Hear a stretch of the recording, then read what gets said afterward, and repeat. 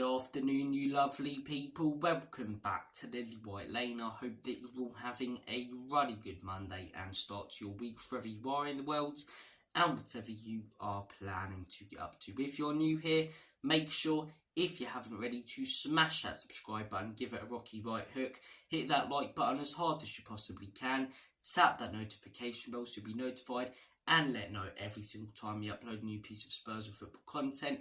And finally, comment all of your thoughts and opinions down below. Without further ado, enough faffing about, let's delve into today's video and let's get cracking with this knacking by talking about your latest and your greatest Tottenham Hotspur transfer news, rumours and reports. And I want to start things off by talking about Morgan Gibbs-White. Morgan Gibbs-White is a player who's been linked with Spurs for a couple of years now, and things are starting to ramp up this summer transfer window. We're getting more and more links to Morgan Gibbs-White. And look, I want to hear your guys' thoughts and opinions on this player, because for me, I think he's a very good player. I think he's done very well at Nottingham Forest, but what's he going to offer us that we don't already have?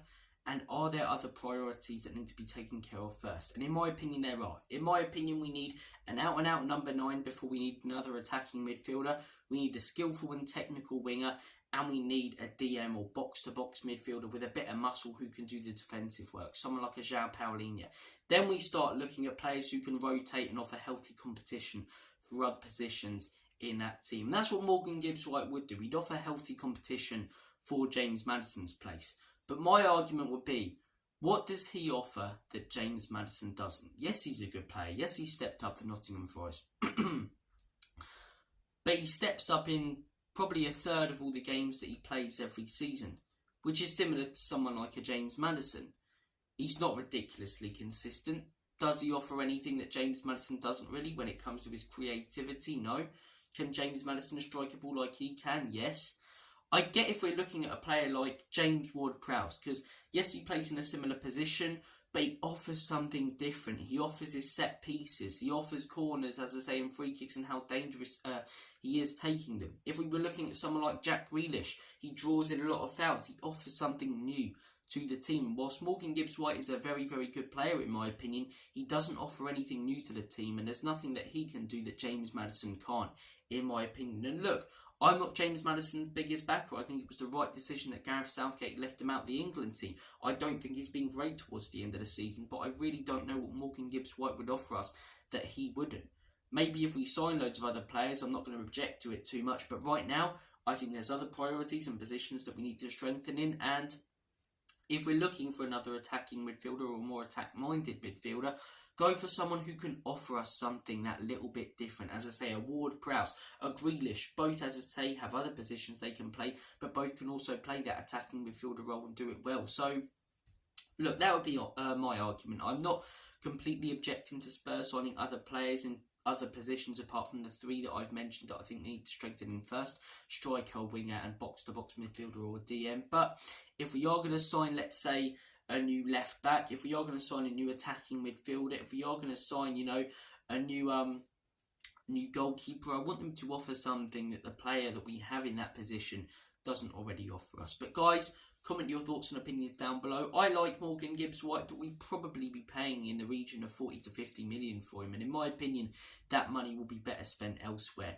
in this transfer market. You could get Solanke for that amount of money. You're only 10 million off Eze for that amount of money, So I want to hear your guys' thoughts and opinions.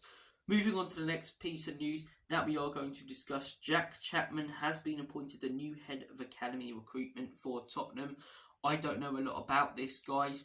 Any of you guys who watch the academy, lads, will probably know more. But look, he comes from Southampton, and the first thing I think of when I, think of Southampton, and Southampton comes to mind, is clever recruitment over the last 10 years. The amount of stars that have come through Southampton's academy or been brought through in that first team, they've brought through some absolutely fantastic players. And if we're getting this guy, as I say, hopefully he can do some similar work at Tottenham Hotspur, because our youth academy constantly hear good things about our young players.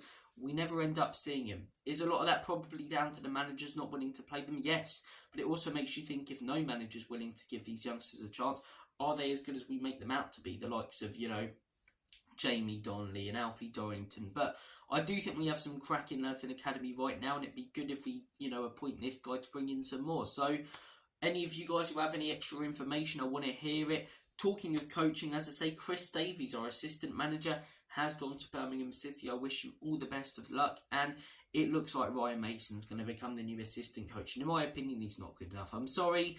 Why is Ryan Mason on the coaching staff team? You know, he's not good enough. He's shown that in the 2 spells he's had at Tottenham. He'll probably never make it in the top division. He could do an okay job managing a League 1 or 2 side, but in my opinion, there's a much better option out there who would be a fantastic assistant coach for Ange Postecoglou, and that man is Robbie Keane. Attack-minded, bleeds and loves Tottenham Hotspur, played for us and did so well. I was named after him, for crying out loud, you know. Went to Maccabi Haifa and done a fantastic job over there, so he's got a bit of coaching experience. I think he would be the perfect option. It brings a bit of a winning mentality as well to be our assistant coach. He's experienced, he's played the game at a very high level and stepped up, played for Spurs, has a huge passion for Tottenham, as I say, got a bit of coaching experience. He's the perfect option for me. He's the perfect option. But look, I know I said transfer, new to me going off about coaches, but look, transfers, new coaches coming in, coaches going out, it does relate. And we're going to go back to the transfer news now. I believe this is how you pronounce his name. Chris Furich, a player who Tottenham have been linked with over the last few weeks, has now had a 26 million release clause put on him. It was 23 million, now it's 26 million. This is coming out from Fabrizio Romano, the Stuttgart player, as I say, could be on his way to Tottenham Hotspur this summer.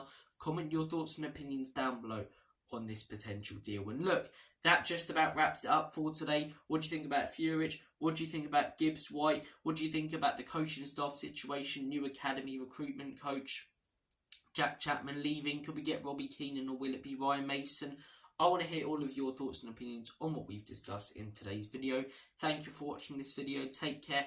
All the best. Have a smashing rest of your day. And as always, come on you Spurs. Enoch and Levy out. In Big Ange we trust.